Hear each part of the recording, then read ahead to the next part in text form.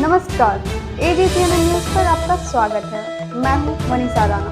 प्रस्तुत है आज का मुख्य समाचार। भारत में फिर बने कोरोना के मामले, 24 घंटे में 5 मौतें, एक्टिव केस 4026 के पार।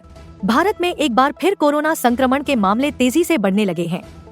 बीते 24 घंटों में कोविड-19 के कारण देश में 5 लोगों की मौत दर्ज की गई है, जबकि कुल सक्रिय मामलों की संख्या बढ़कर 4026 हो गई है। स्वास्थ्य मंत्रालय के अनुसार इन मौतों की पुष्टि केरल, महाराष्ट्र, तमिलनाडु और पश्चिम बंगाल में हुई है। मरने वाले सभी मरीज पहले से गंभीर बीमारियों से पीड़ित थे। महाराष्ट्र में पिछले 24 घंटे में 59 नए मामले सामने आए, जिनमें से 20 केवल मुंबई से हैं। राज्य में 1 जनवरी 2025 से अब तक कुल 873 लोग संक्रमित हो चुके हैं।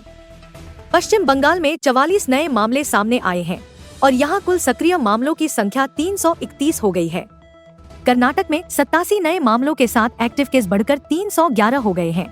5 मौतों में केरल के एक 80 वर्षीय बुजुर्ग शामिल हैं, जिन्हें निमोनिया, डायबिटीज, हाइपरटेंशन और हृदय रोग था। महाराष्ट्र में 70 और 73 वर्ष की 2 महिलाओं की मौत हुई, दोनों को भी डायबिटीज और हाइपरटेंशन की शिकायत थी। तमिलनाडु में 69 वर्षीय महिला, जो टाइप 2 डायबिटीज और पार्किंसन रोग से ग्रसित थी, उनका निधन हुआ। पश्चिम बंगाल में 43 वर्षीय महिला की मृत्यु हुई, जिन्हें acute coronary syndrome, septic shock और एक्यूट किडनी इंजरी थी। इससे पहले दिल्ली में भी एक 60 वर्षीय महिला की कोविड से मौत हुई थी, जो आंतों की बीमारी से जूझ रही थी। ICMR के अनुसार इस बार संक्रमण ओमिक्रॉन के NB.1.8.1 सबवेरिएंट के कारण फैल रहा है। यह वेरिएंट बेहद तेजी से फैलता है, लेकिन इससे होने वाली बीमारी आमतौर पर हल्की होती है। इसके लक्षणों में बुखार, खांसी, गले में खराश, थकान, सिरदर्द, बदन दर्द, नाक बहना और भूख न लगना शामिल हैं, जो सामान्य मौसमी फ्लू जैसे ही हैं। सरकार ने कोविड वैक्सीन को अत्यंत आवश्यक बताया है, क्योंकि यह संक्रमण से सुरक्षा प्रदान करने के साथ साथ हर्ड इम्यूनिटी विकसित करने में भी मदद करती है। जब जनसंख्या का बड़ा हिस्सा किसी संक्रमण से सुरक्षित हो जाता है, तो उसका प्रसार धीमा पड़ता है।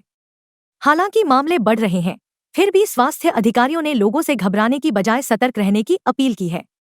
केंद्र और राज्य सरकारों ने अस्पतालों को अलर्ट पर रखा है। बेड, ऑक्सीजन और आपात संसाधनों की समीक्षा की जा रही है। केंद्रीय स्वास्थ्य राज्य मंत्री प्रतापराव जाधव ने कहा है कि सरकार किसी भी कोविड आपात स्थिति से निपटने के लिए पूरी तरह तैयार है। पिछले वर्षों में बनाए गए स्वास्थ्य ढांचे को और मजबूत किया गया है। अगर भारत को जानना चाहते हैं, तो पहले बुक्स इनवॉइस को जानिए। आज ही प्ले स्टोर से डाउनलोड कर लॉगिन करें। सिर्फ ₹1 में बुक्स इनवॉइस परिवार के साथ जुड़ें।